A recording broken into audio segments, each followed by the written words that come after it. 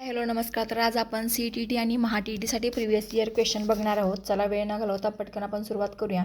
पहिला प्रश्न बघा, श्रवण कौशल्य विकसित करण्यासाठी योग्य साधन कोणते? आणि त्यासाठी पर्याय आहेत निबंध लेखन, गोष्ट ऐकवणे, पर्याय C पाठांतर, पर्याय D व्याकरण सराव. आणि या प्रश्नाचं बरोबर उत्तर आहे पर्याय क्रमांक B गोष्ट ऐकवणे. दुसरा प्रश्न बघा, विद्यार्थी केंद्रित अध्यापन या पद्धतीत शिक्षकाची भूमिका काय असते? नियंत्रक असते, मार्गदर्शक, निरीक्षक की परीक्षक? तर या प्रश्नाचं उत्तर आहे मार्गदर्शक. त्यानंतरचा पुढचा प्रश्न बघा, भाषा ही संवादाचे साधन आहे हा दृष्टिकोन कोणत्या पद्धतीशी संबंधित आहे? पहिला पर्याय व्याकरण संबंधित आहे, दुसरा व्याकरण भाषांतर पद्धती, दुसरा संवादात्मक पद्धती, तिसरा पर्याय प्रकल्प पद्धती, चौथा पर्याय प्रश्नोत्तर पद्धती. आणि या प्रश्नाचं बरोबर उत्तर आहे संवादात्मक पद्धती, पर्याय क्रमांक B. त्यानंतरचा पुढचा प्रश्न पहा, वाचन कौशल्य विकसित करण्यासाठी खालीलपैकी कोणती कृती उपयुक्त आहे? श्रुतलेखन, मौखिक प्रश्न, परिच्छेद वाचन की संभाषण? तर याचं उत्तर आहे परिच्छेद वाचन, पर्याय C. त्यानंतरचा पुढचा प्रश्न पहा, मुलांना स्वतः अनुभवातून शिकू देणे ही संकल्पना कोणत्या उपपत्तीशी संबंधित आहे? सहचार्यवाद, ज्ञानात्मक उपपत्ती, रचनावाद की व्यवहारवाद? रचनावाद हे या प्रश्नाचं बरोबर उत्तर आहे. त्यानंतरचा पुढचा प्रश्न पहा, भाषा शिकण्याचा सर्वात नैसर्गिक क्रम कोणता? पहिला पर्याय लेखन वाचन श्रवण भाषण, दुसरा पर्याय श्रवण भाषण वाचन लेखन, तिसरा पर्याय वाचन लेखन भाषण श्रवण, चौथा पर्याय भाषण लेखन वाचन श्रवण. आणि या प्रश्नाचं बरोबर उत्तर आहे पर्याय B श्रवण भाषण वाचन लेखन. एखादं बाळ पहिल्यांदा ऐकायला शिकतं, त्यानंतर ते बोलायला शिकतं, त्यानंतर वाचतं आणि त्यानंतर लिहितं, म्हणून श्रवण भाषण वाचन आणि लेखन. त्यानंतरचा पुढचा प्रश्न, बालक स्वतः ज्ञानाची निर्मिती करते हा सिद्धांत कोणत्या उपपत्तीशी संबंधित आहे? व्यवहारवाद, रचनावाद, सहचार्यवाद, अनुकरणवाद? या प्रश्नाचं उत्तर आहे रचनावाद, पर्याय B. त्यानंतरचा पुढचा प्रश्न पहा,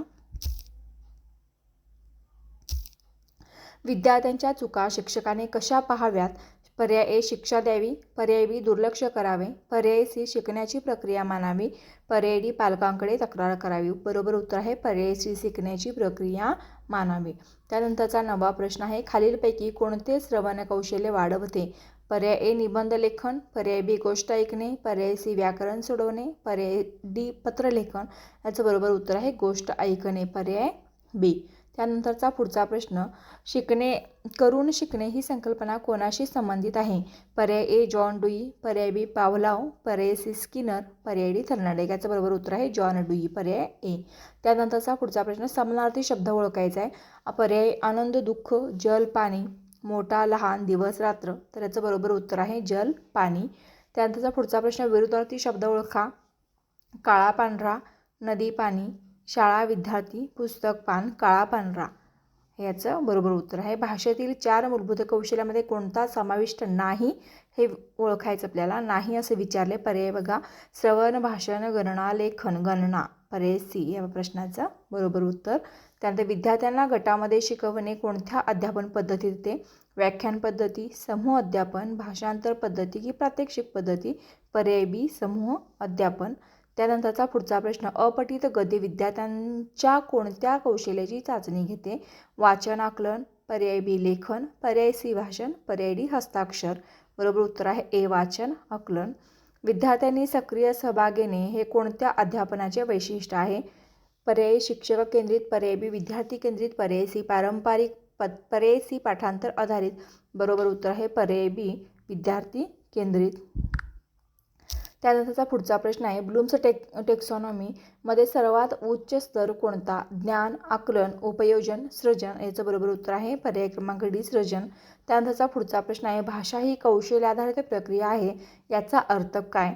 A फक्त व्याकरण शिकणे, B फक्त लेखन करणे, C सरावातून भाषा आत्मसात करणे, D पाठांतर करणे? याचं उत्तर आहे सरावातून भाषा शिकणे. खालीलपैकी कोणता अलंकार आहे? उपमा, क्रियापद, सर्वनाम आणि विशेषण? याचं बरोबर उत्तर आहे उपमा हा काय आहे? अलंकार. Thank you for watching.